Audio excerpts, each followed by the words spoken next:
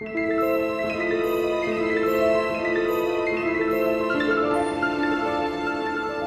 everyone, Jason here with another retro review. Let's keep this Spider Marathon going. That's right, I'm going to talk about Sam Raimi's Spider-Man 2. Now, of course, because this movie is 20 years old, I don't really see much of a point to a spoiler warning, so I'm not going to do that. That being said, let's dive in, shall we?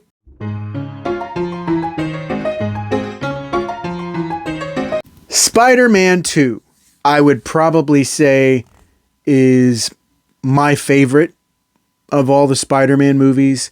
I think it's probably the best one in the Sam Raimi trilogy. Sam Raimi just took everything that worked so well about the first movie and just cranked it up a notch. It works so well. It has so much more emotional depth, and it just really hits a lot of hard-hitting themes. And it all just works. It's really fun, has a lot of great action, and some genuinely scary moments too. After recently rewatching it, I kind of noticed this movie in its individual parts might not have worked under an inferior director. I mean, you've got some silly, goofy humor. You've got some serious drama.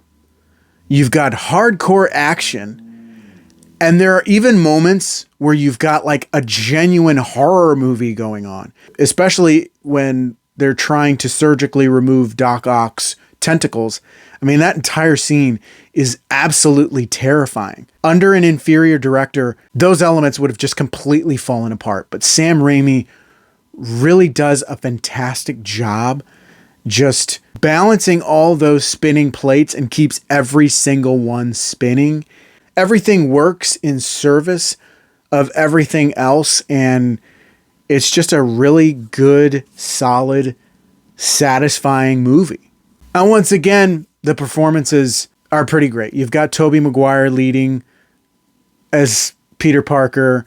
You've got Kirsten Dunst as Mary Jane. J.K. Simmons, always hilarious as J. Jonah Jameson.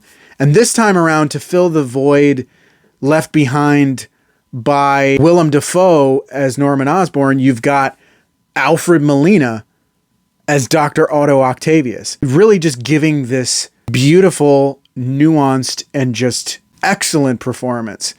He just really draws you in. You sympathize with Otto Octavius even more than you had Norman Osborn. And it just works. It's so good. I mean, like, Alfred Molina is such a talented actor, and he really brings that to this character. And it's just so fun and beautiful to watch. Also, an actor that I really kind of overlooked in the first film was Rosemary Harris as Aunt May. She really is the heart of this franchise, and that shows even more in Spider-Man 2. Just the dynamic between her and Tobey Maguire, and just she delivers some of the most inspiring and emotionally resonant lines in this movie. Like her monologue about a hero to Peter is just, it's just really beautiful and a testament to how talented of an actress she is playing this character. And everybody's just really at the top of their game. They just really add so much to what makes this movie so special. Now, of course, you can't talk about Spider-Man without the action, and these movies have a fair amount of action. The effects are really, really great, and they still hold up.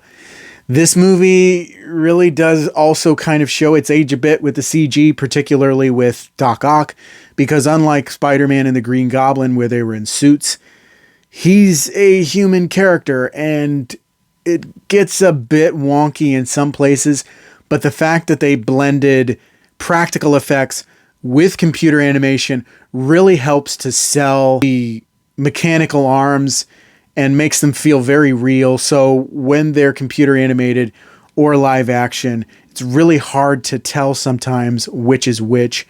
And even in 2024, it just still holds up, and it's really, really good. Another thing I kind of overlooked in the first Spider-Man is the iconic score by Danny Elfman. He develops some really good themes in the first film and develops even more in this film. It's just a testament to how good a composer he is and how much his work really adds to the scope and the scale of this movie, and adds a lot more to the emotional weight of some of the more intimate scenes as well.